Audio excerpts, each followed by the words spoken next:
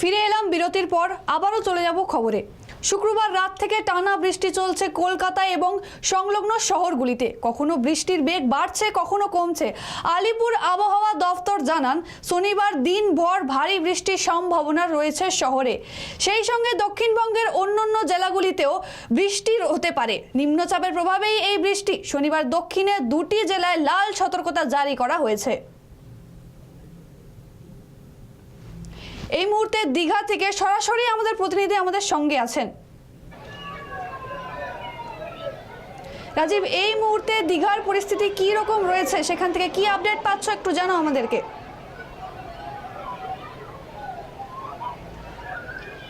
হ্যাঁ দীপশিকা, দেখো যেখানে দক্ষিণবঙ্গে প্রবল বৃষ্টিপাত শুরু হয়েছে গতকাল রাত থেকে, সেই চিত্রটা কিন্তু একই রকম রয়েছে। দীঘা সহ দক্ষিণবঙ্গের উপকূলবর্তী এলাকায় কিন্তু গতকাল রাত থেকে দফায় দফায় বৃষ্টিপাত হয়েছে। এই মুহূর্তে কিন্তু প্রবল ঝোড়ো হাওয়া যেমন বইছে, তার সাথে সাথে সমুদ্র উত্তাল রয়েছে। জোয়ারের সময় প্রবল জলোচ্ছ্বাস ছিল এখানে, কিছুটা জলোচ্ছ্বাস কমলেও এখনো পর্যন্ত রীতিমতো প্রবল বৃষ্টিপাত হয়েছে। সেই চিত্রটা আপনাদের দেখাতেও বলবো আমাদের খবর বাংলা দর্শকদের জন্য। প্রবল বৃষ্টিপাত যেমন চলছে, যেখানে আলিপুর আবহাওয়া দপ্তর থেকে নির্দেশিকা ছিল শুক্রবার শনিবার কিন্তু প্রবল বৃষ্টিপাত হবে, সেই নির্দেশিকা মতো কিন্তু বৃষ্টিপাত হয়েছে।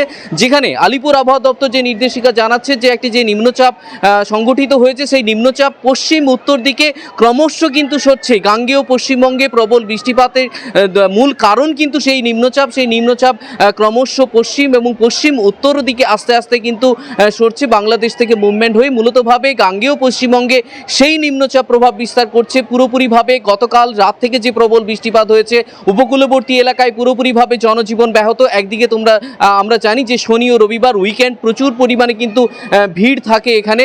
সেই ভিড় কিন্তু স্বাভাবিকভাবে প্রচণ্ড বৃষ্টিপাতের দরুন একদিকে যেমন পর্যটকরা এই বৃষ্টি উপভোগ করছে, অন্যদিকে কিন্তু জনজীবন পুরোপুরি ব্যাহত হচ্ছে। এই যে দীঘার চিত্রটা দেখাতে বলবো, পুরোপুরিভাবে জলছবি, গাড়োয়াল টোপকে যেমন জল এসছে, অন্যদিকে পর্যটকরা রীতিমতো সেই জলোচ্ছ্বাস কিন্তু রীতিমতো উপভোগ করছেন বলা যায়।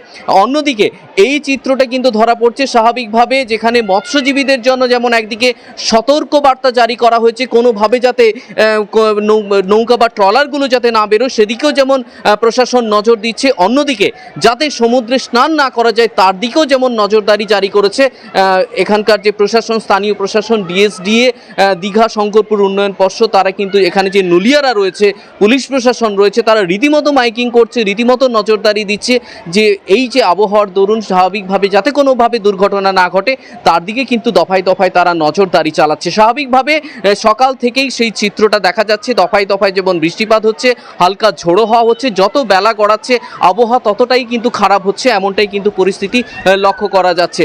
স্বাভাবিকভাবে এই পরিস্থিতি আজ কিন্তু বদল হচ্ছে না। অনেকেই আবহাওয়ার আপডেটের দিকে নজর রাখছেন যে এই আবহাওয়া কবে থামবে বা কবে এই কতদিন পর্যন্ত এই চলবে।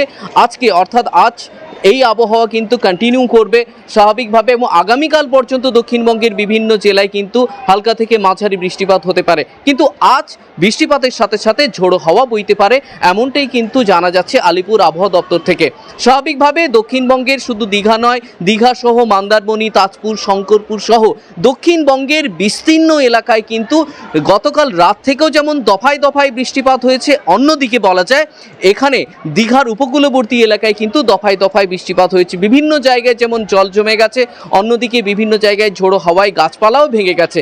স্বাভাবিকভাবে এই পরিস্থিতিতে অনেকটাই যেমন জনজীবন ব্যাহত হয়েছে, ঠিক তেমনিভাবে দীঘায় আসা পর্যটকদের জন্য কিন্তু একটা আলাদা আনন্দের আবহ তৈরি হয়েছে। তারা এই বৃষ্টিপাত যেমন উপভোগ করছেন, অন্যদিকে এই তীব্র জলোচ্ছ্বাসও তারা উপভোগ করছেন।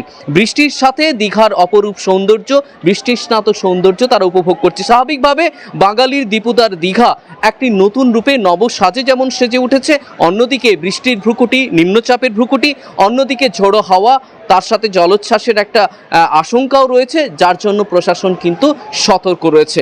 সকাল থেকে যেখানে আমরা দেখতে পাচ্ছি দফায় দফায় বৃষ্টিপাত হচ্ছে, স্বাভাবিকভাবে উপকূলবর্তী এলাকায় মূলত স্নানঘাটগুলোতে দড়ি দিয়ে কিন্তু ব্যারিকেড দিয়ে ঘিরে দেওয়া হয়েছে, যাতে কোনোভাবে সমুদ্র স্নানে না নামে পর্যটকরা। পরিস্থিতি স্বাভাবিক হলে তারপরেই তাদের সমুদ্র স্নানে নামানো হবে। দীপশিকা। রাজীব, যেমনটাই দেখছি দীঘা সহ দক্ষিণবঙ্গের উপকূলবর্তী এলাকায় প্রবল বৃষ্টিপাত হয়েছে, তো এখানে পর্যটকরা কি কোনো রকম কোনো প্রবলেম ফেস করছে?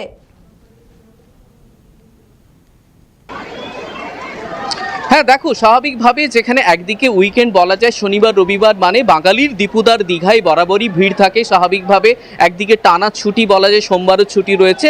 এই ছুটির দরুন প্রচুর পরিমাণে কিন্তু পর্যটক এসছেন এই দীঘা সমুদ্র সৈকতে ঘোরার জন্য। স্বাভাবিকভাবে বর্তমানে কিন্তু বৃষ্টিপাতের একদিকে যেমন বৃষ্টি উপভোগ করছেন, তার সাথে সাথে তারা সমুদ্রের যে এই বৃষ্টিস্নাত সমুদ্রের সৌন্দর্যটাও কিন্তু উপভোগ করছেন। কিন্তু হ্যাঁ, যেটা বলার সমস্যা যেটা সম্মুখীন হচ্ছেন, যে এই মুহূর্তে সকাল থেকে যারা অতি উৎসাহী পর্যটকরা যারা সমুদ্র স্নানে নামছিল, যখন জোয়ার ছিল, জলোচ্ছ্বাস বেশি পরিমাণে ছিল, সেই সময় কিন্তু সমুদ্র স্নানে নামতে দেওয়া কোনোভাবেই হচ্ছিল না। স্বাভাবিকভাবে যাতে কোনোভাবে দুর্ঘটনা না ঘটে, কোনোভাবে অপ্রীতিকর ঘটনা না ঘটে, তার দিকে কিন্তু তারা বারে বারে নজর দিচ্ছে।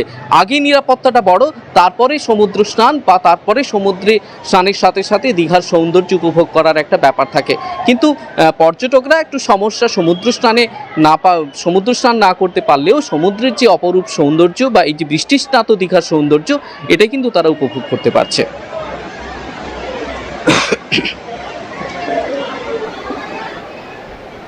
ধন্যবাদ রাজীব। খবর এখনকার মতো এ পর্যন্তই। পরবর্তী খবরের জন্য চোখ রাখুন খবর বাংলা স্ক্রিনে। খবর বাংলা, খবরের খবরদারি।